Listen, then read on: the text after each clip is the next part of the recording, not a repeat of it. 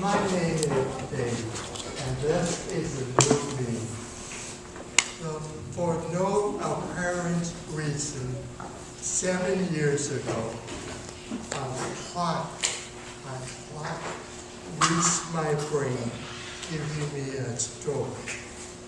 Since then, I am trying to reinvent myself as a survivor, advocate, and a volunteer. But it has been a long and difficult road. Imagine yourself having any of the following three conditions. First, imagine knowing what you want to say, but you can't think of the words to say it. To have every thought be at the tip of the tongue, there but unreachable. This is called passive aphasia. Or imagine not being able to remember how to make your mouth move to say the words you want to say. Groping to find the right mouth positions to say a word. This is called apraxia of speech. Or imagine not being able to say words loudly or clearly enough. This is called dysarthria. Now imagine suddenly having all three of them at once. This was me in 2008. Try to imagine what it was like when I tried to speak back then. First, I had to see if I could remember the exact words for my thought due to my aphasia. Then, I had to see if I could remember how to make my mouth move to make the sounds for those words due to my apraxia.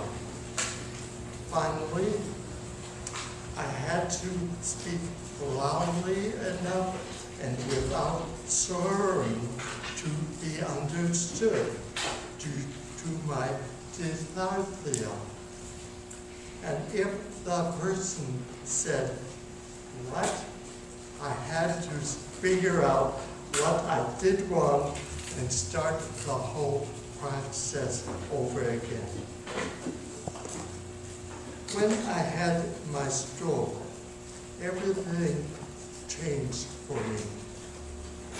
I had always loved being around people and was a confident talker. I was a professional writer and loved words, word games, and even spelling. But all that went away after my stroke. Now I was being praised because I could merely sing happy birthday. Now I was afraid to say anything in public, lest I mix up he with she and will with would, or leave out or get wrong small words like always and only and do and get. Worst of all, even though I have lived with my partner for over 30 years, now I couldn't say his name or even my own. My dysarthria lasted about 6 months.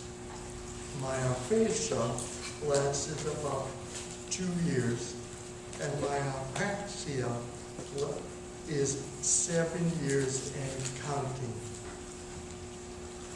Once when I was giving a talk about my aphasia, a student asked me if there were any other problems that affected me after my stroke. This was an innocent question, and I tried to answer it calmly. But it had the unintended result that my 7-year struggle watched over me and made me silently emotional. After all, where do you begin to describe what you go through when you wake up and find yourself unable to speak and the whole right side of your body unresponsive? Where do you begin? Such is the life of a stroke survivor. We want people to understand our challenges, but not to pity us. We want people to not see us as a collection of disabilities, but as we see ourselves as whole people. We are not a bunch of brave martyrs, but people who uniquely know life has to go on. Now, 7 years later, I am going on. This new reinvented me is prior to me, but is still me. I have still lots more reinventing to do with my life. But I have made lots of progress thanks to my therapist, my family, my friends, and my husband. They have been my cheerleaders, and I love them all. Thanks.